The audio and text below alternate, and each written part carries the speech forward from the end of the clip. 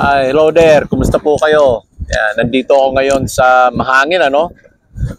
Dahil nandito ako ngayon sa isang isla, ito yung tinatawag na White Island.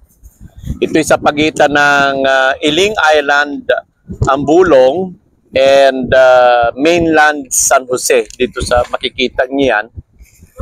At itong White Island na to, ito ay previously ay talaga pinupuntahan na ito. Kaya lang hindi katulad ngayon na makikita ninyo na marami ng magagandang mga amenities na makikita dito, no? At ito ngayon ay na-develop na ng gusto. Masarap na dito yung magkaroon ka ng exclusive, ha? Dahil ito yung isla lang, napakaliit lang na isla nito, no? Wala pang isang oras para maikot mo.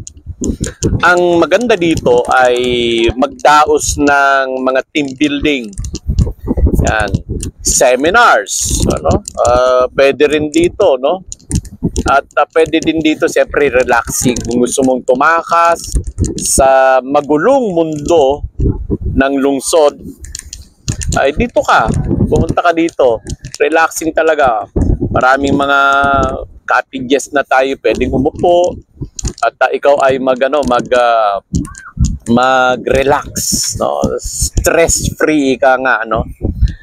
Dito madali lang pumunta, so magpapabook ka lang at ibibigay ko sa inyo below yung kanyang paano makapunta dito. So yung makikita nyo ay yan ang kabuuan ng isla, and the same time ang maganda rito ay sa gabi, yung overnight, no? Para ma-feel mo yung talagang yung ambience na maganda. Nakahiga ka while nakatingin ka sa langit, no? Sa kalawakan, stargazing, no? Lalo na kapag clear ang kalawakan, ano? At saka makikita mo dito yung kumukuti-kutitap yung mainland, no? Di bale, ano lang dito, wala pang 15 minutes, andi dito na, 15 to 30 minutes, andi dito ka na sa isla na ito, no? Ito yung White Island. So, let's tour. Iikutin natin ang island para makita ninyo. Para makita ninyo kung ano yung nakapaligid dito. So, come on. Hi, I'm Stefan Halbrana from Poblacion Sais. Welcome to White Island. Makikita nyo ngayon ang gaganda ng cottages. Punong-puno ng mga amenities at nag-aantay sa mga bisita. Ito ngayon ay bagong White Island. Anong pangalan po ninyo? Wendy Martinez. Kayo po ang namamahala dito? Opo, ako naatasan ng may-ari na i-develop ito at i-rehab. Oo. Kasi in the previous years, talagang sobrang hindi siya na-asikaso. Oo. So ano po mga amenities ngayon dito? Mga bago na maipagmamalaki ng White Island? Marami tayong cottages. Aside from sa mga cottages na may mga upuan, meron din po tayong tulugan. Meron din tayong mga hammock at saka ongoing yung playground ng mga bata. Okay, so ang CR namin ay okay naman. So mga CR, mga Oo, maayos na CR at saka drilling station. Bawal po ang bonfire for the meantime kasi ganon? wala pa kami nagagawang spot for that. So pwede dito overnight? Overnight is mas maganda. Oo, mas maganda. Bakit mas maganda?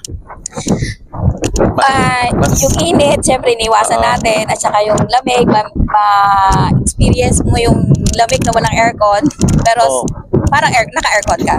Maganda dito kapag overnight ay stargazing, di ba? Oo, stargazing. Ayan. Ganda, no? Sunset. Nakaka-relax, no? So how about the foods?